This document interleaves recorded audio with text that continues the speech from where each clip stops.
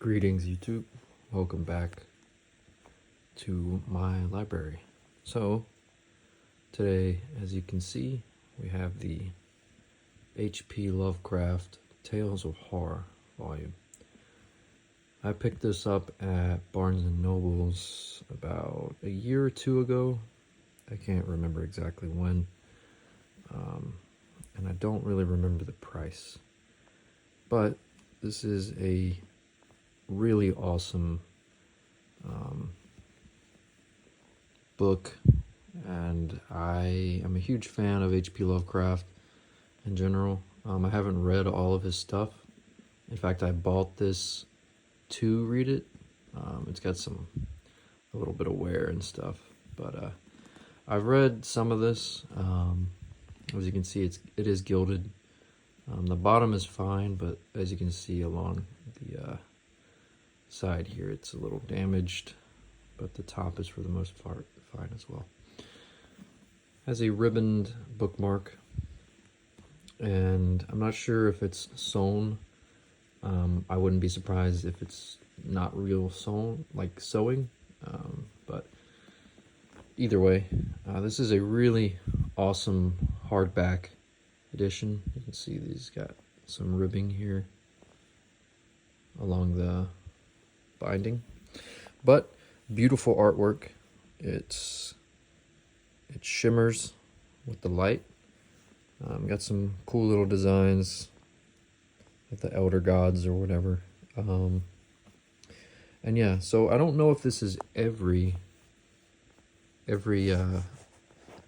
story that Lovecraft has written, but it definitely has a majority of them, at least the most well-known ones. So right inside the cover, we have some more really Lovecraftian artwork, some tentacles and stuff. And we have HP Lovecraft Tales of Horror. And again, this is published by Canterbury Classics, San Diego. Introduction by Ken Munshine, PhD. I don't know if that's how you pronounce that. But here are the table of contents. As you can see, there's a pretty good selection of stories.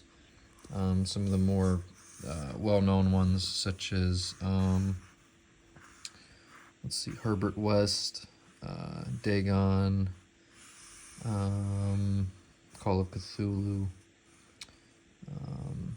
The Color of Outer Space, The Dunwich Horror, The Mountains of Madness, The Shadow over Innsmouth, and among others.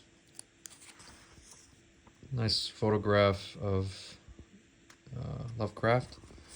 The introduction kind of goes over his life, some of the struggles that Lovecraft dealt with, and how he basically made his mark on the horror genre in literature. And it also kind of goes over a pretty controversial topic regarding Lovecraft, is the fact that he was racist. But it's also fair to say that he's a product of his time.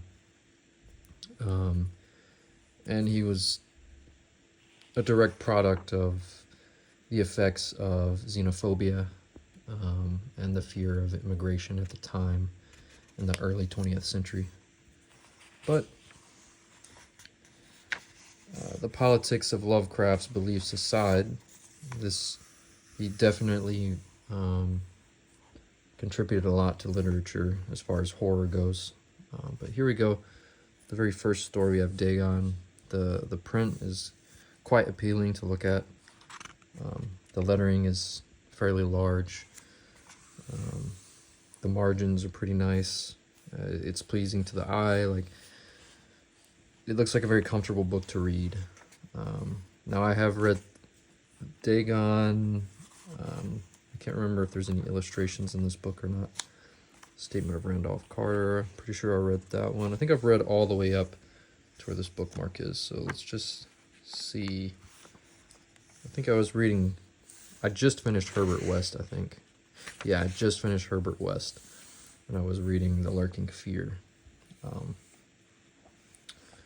But Yeah, let's take a look to see if there's any illustrations within this. I can't remember if there are any or not. It's been a while since I picked up this book. But I recently, like I said in my previous video, got back into reading and wanted to... Yeah, I don't see any illustrations, but that's fine. It's meant for reading, not pictures.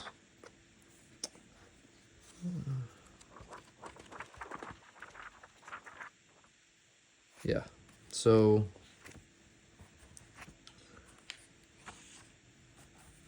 I don't know if there was anything else in here, but it seems like that's the end. So again, you got some nice artwork here at the end of the book. Then of course the back cover.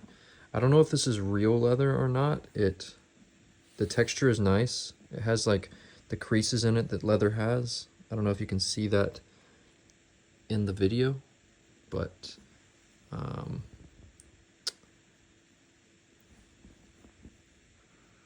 it smells like leather, so I think this is real leather. But anyway, yeah, so this has been the HP Lovecraft Tales of Horror, and published by Canterbury Classics. If you're a fan of cosmic horror, of Lovecraft, or anything just creepy in general, this is definitely a good addition to anyone's library. So yeah, thanks for watching, and if you are thinking of purchasing this book or picking it up wherever you may find it, at least for me, which was at Barnes & Noble's, definitely give it a go. It's a beautiful piece. So, all right, see ya.